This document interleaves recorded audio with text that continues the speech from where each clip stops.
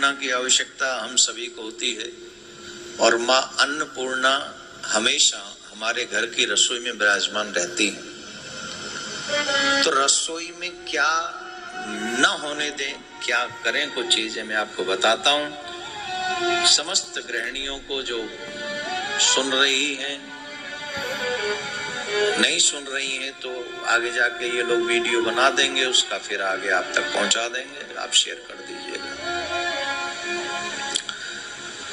सबसे जो चाहते हैं कि हमारे घर में कभी भी गरीबी न रहे, अन्न की कमी न रहे, हमारे घर कभी भी कोई आने वाला भूखा न लौटे, ऐसे लोगों को कुछ उपाय अपने घर के लिए अवश्य करने चाहिए।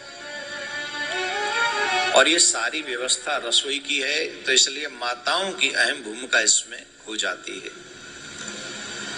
पहली बात, जिस स्थान पर भोजन बनता है उसे हमारे यहाँ रसोई कहते हैं। आजकल नाम बदल गया है, वो रसोई भी समाज के साथ, युग के साथ परिवर्तित हुई, उसका नाम किचन हो गया है। अब वो किचन बन के हमारे घरों में विराजमान है।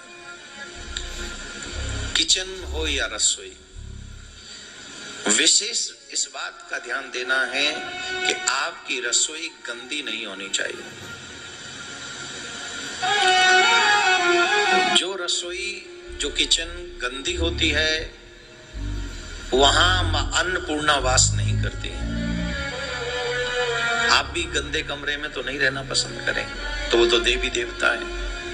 तो सबसे पहली आवश्यकता है आपके रसोई का स्थान स्वच्छ और पवित्र रहना। इसीलिए हमारे यहाँ गाय के गोबर से चौका लगता था रसोई में। तो कोशिश करें कि प्रत्येक दिन आप अगर चौका नहीं लगा सकते तो गंगा जल से अवश्य रसोई में छिड़काव करें, गंगा जल छिड़क दें।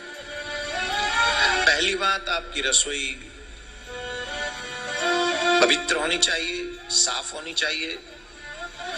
दूसरी बात जो अहम है वो ये है कि आपकी रसोई में जब आप प्रवेश करें तो ये चाकू इत्यादि होते हैं, उसका दर्शन आपको प्रवेश करते ही नहीं होना चाहिए। ये जो काटने वाली वस्तुएं होती हैं जिनसे आप सब्जी वगैरह काटते हो, हमारे ब्रज में तो दरांत से काटते थे पहले, अब चाकू आ गए रसोइयों में, है ना। पहले दरांत वो होती थी, दरांत जानते हो, वह उसी से सब्जियां काट लेते थे। अब थोड़ा सिस्टम चेंज हुआ, दरांत बड़ा होता है, अब थोड़ा चाकू से काम चल गया है। और भी एक दो चीजें होती हैं जिनसे माताएं बहन सब्जी इत्यादि काटती हैं। कहने का अभिप्राय है जो सब्जियां काटने के काम आते हैं, ऐसी वस्तुएं आपके रसोई में प्रवेश करते ही आपको उनका दर्शन नहीं होना चाहिए। इसका मतलब है उन्हें छुपा के रखो कहीं, जब आवश्यकता हो तो निकालो और फिर वहीं रख दो। अब इनका दर्शन करने से क्या होता है कि ये जितने भी काटने वाले संसाधन हैं, ये नेगेटिव एनर्जी एकत्रित करते हैं। अगर आप प्रवेश करते ही इनका दर्शन करेंगे तो आपके हृदय में नेगेटिव एनर्जी, और रसोई में भी नेगेटिव एनर्जी आपके हृदय के माध्यम से, भोजन के माध्यम से, वो जो भोजन करेगा उन तक वो नेगेटिव एनर्जी प्रविष्टित हो जाएगी। इसलिए चाकू इत्यादि से ज्यादा हित नहीं रखना चाहिए, जितना हो सके छुपा के रखे, काम करे और छुपा के रख दे, दर्शन बार बार उसका ना हो आपको। कई लोग तो मैं देखा है कमरे में भी कहीं रसोई में जाना न पड़े इसलिए कमरे में चाकू रखते हैं, तो नेगेटिव एनर्जी आएगी ही आएगी। तो प्रवेश करते ही आपको इनका दर्शन न हो, ऐसी व्यवस्था आपको करनी चाहिए। दूसरा, अपने घर का भोजन आपको कभी भी उघाड़ा नहीं रखना चाहिए, ढक के रखना चाहिए। चाहे वो सब्जी हो, दाल हो, खीर हो, इवन रोटियां भी हो, सलाद भी हो, जो भी वस्तु है उसे आप उघाड़ के नहीं रखें रसोई में, क्योंकि तमाम ऐसी शक्तियां होती हैं जो घरों के आसपास या घर में मंडराती रहती हैं। अगर वो उघड़ी रहेंगे, आपके भोजन की सामग्री खुली पड़ी रहेगी, तो उसमें कोई भी नेगेटिव एनर्जी जाके प्रवेश कर जाती है और इससे माँ अन्नपूर्णा भी प्रसन्न नहीं होती। मक्खी गिर जाएगी, मच्छर गिर जाएगा। इसका मतलब है आप रसोई में सावधान नहीं हो और फिर अन्नपूर्णा मां रुष्ट हो जाएगी तो गरीबी आने के चांसेज बहुत तगड़े हो जाएंगे। इसलिए न तो दूध, न आटा, न दाल, न सब्जी, न सलाद, न कोई भी खाद्य भोजन के योग्य जो वस्तु आपने तैयार की है वो खुली हुई नहीं होनी चाहिए, वो ढकी हुई होनी चाहिए। और सबसे अहम बात देवियों को मैं बता दूं, आपके घर में रसोई में बार बार दूध का उफनना अपशगुन है।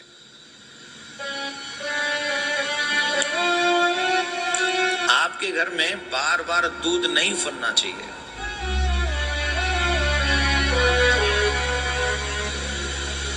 आपके घर में तेल गरम, घी गरम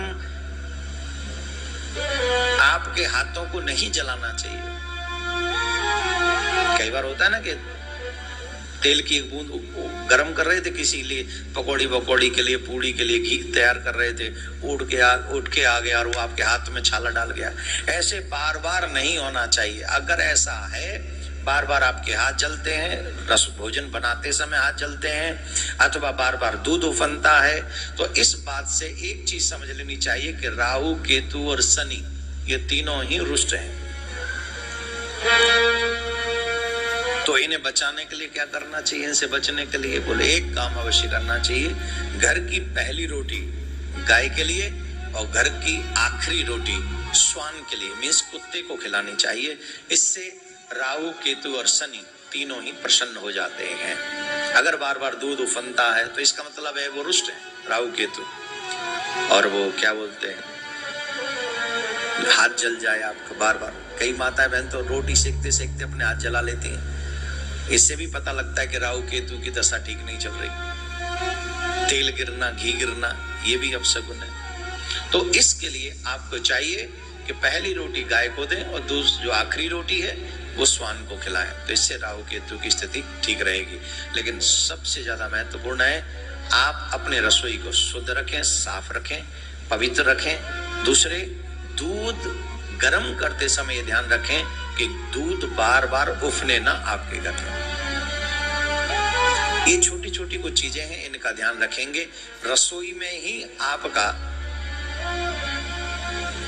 मां अन्नपूर्णा का वास होता है और जिस घर में मां अन्नपूर्णा प्रसन्न होती हैं, मां लक्ष्मी उस घर से कभी जाती नहीं है। तो आप चाहते हैं कि गरीबी ना आए तो रसोई को साफ शुद्ध रखिए, दूध को फनने मत दीजिए, सावधानी से भोजन बनाइए, हाथ को जलाइए मत।